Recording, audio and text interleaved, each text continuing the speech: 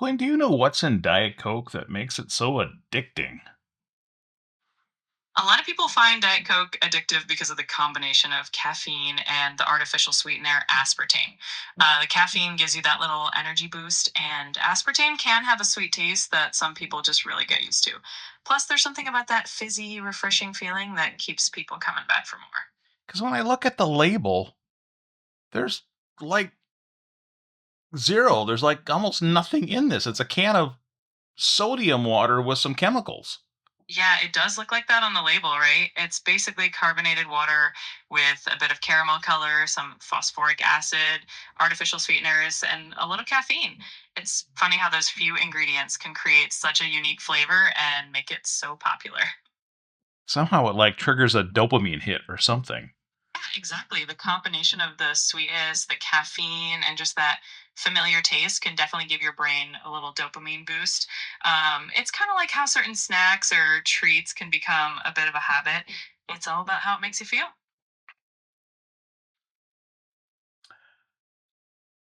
Well, it certainly makes me feel. And that's what counts, right? As long as you enjoy it and it gives you that little pick me up, just got to enjoy it in moderation, like all good things. Moderation, you say? Yeah, that's the key word. A little moderation can keep it enjoyable without overdoing it. But hey, sometimes you just need that extra boost, and that's okay too.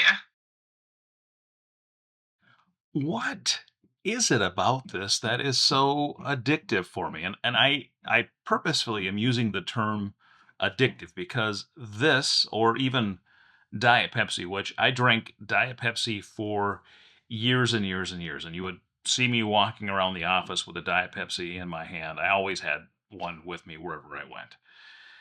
Eventually, I was able to give up Diet Pepsi, and I didn't drink diet soda for quite a while. I don't remember how long it was that I was able to give up diet soda, but then one day I tripped and slipped and jumped back on the wagon, and then when I got married, my wife had a preference for Diet Coke over Diet Pepsi. And so, of course, we stocked Diet Coke in the house instead of Diet Pepsi. But I have since grown to love Diet Coke now more than I loved Diet Pepsi. And there is just something about it. It can't just be the caffeine because I love coffee as well, but coffee has a fantastic taste and I love the aroma and sometimes I even like the process of making coffee and going through that and to have a nice warm cup of coffee. And I will still drink coffee on not a daily basis, but a almost everyday basis. I have a cup of coffee as well.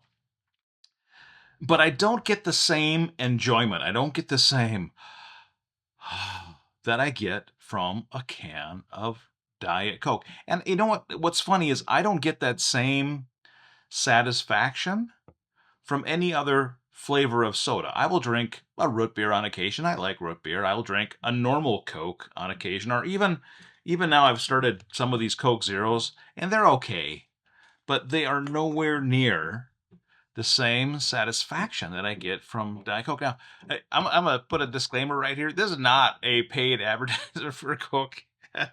This is, I know I'm talking about it a lot, but what I'm not necessarily talking about the product. I'm talking about this addiction that I have with it. And I have been able to give up diet soda for certain periods of time every now and again. But so far in my life to this point anyway, I've always ended up back drinking Diet Coke. And I drink a lot of Diet Coke. I mean, I can easily have 5, 6 cans of this in one day. Easy. But when you look at the ingredients that are in this thing, first of all, if you look at the nutritional facts label on this can, it's all zeros. I mean, there's no calories, there's no fat, there's no carbs, there's no sugars, there's no added sugars, there's no protein.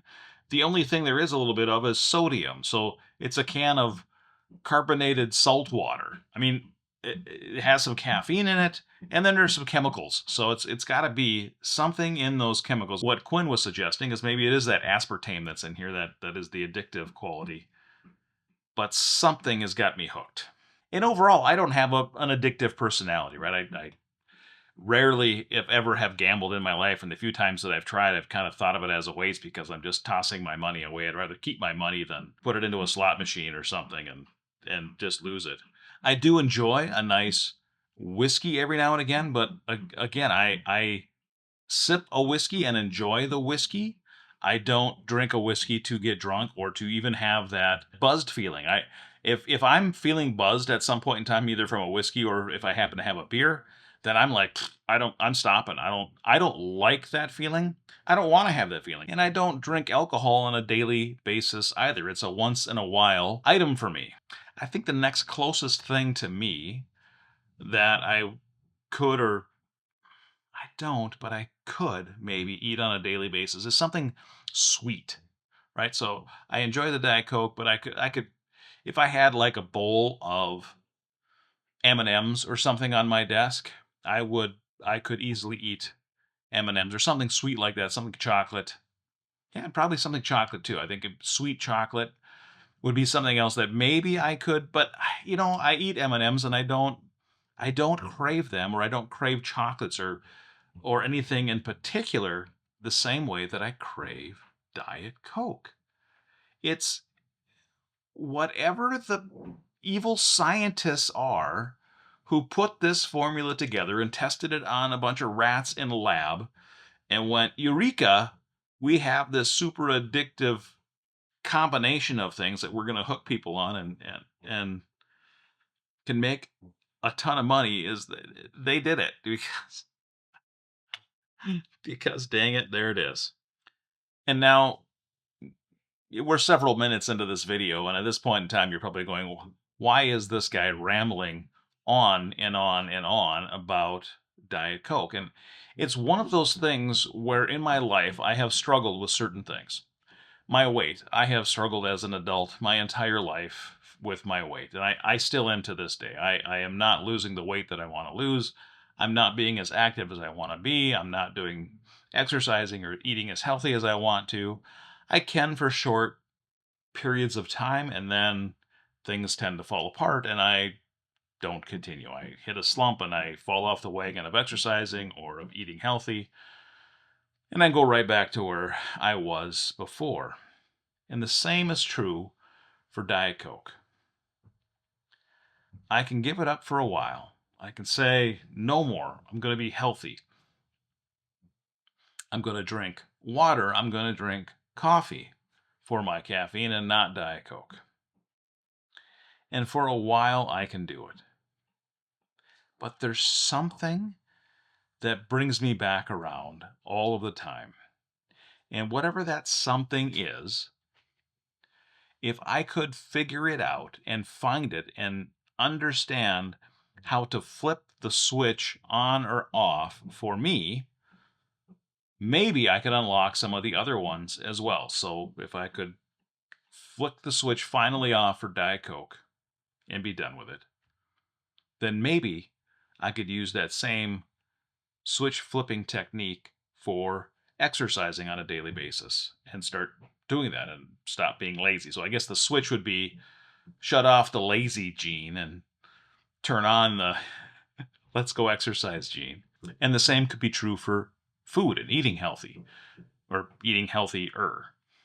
And that's really what the vlog is about for today. It's another vlog on my health journey and trying to improve my health, and me tossing this out to the universe to see if I can get an answer to the question of how do I flip these switches in my brain and make them a permanent switch of the flip.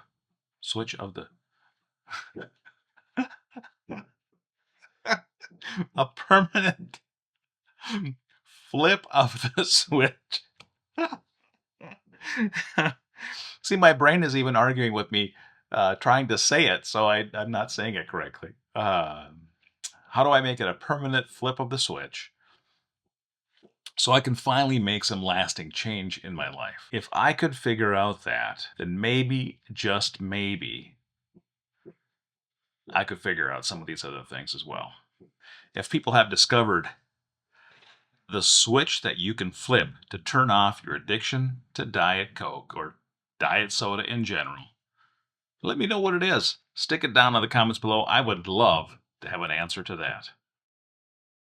All right, that's going to do it for today. Hey, I'm Dave. This is Old Dad Studio.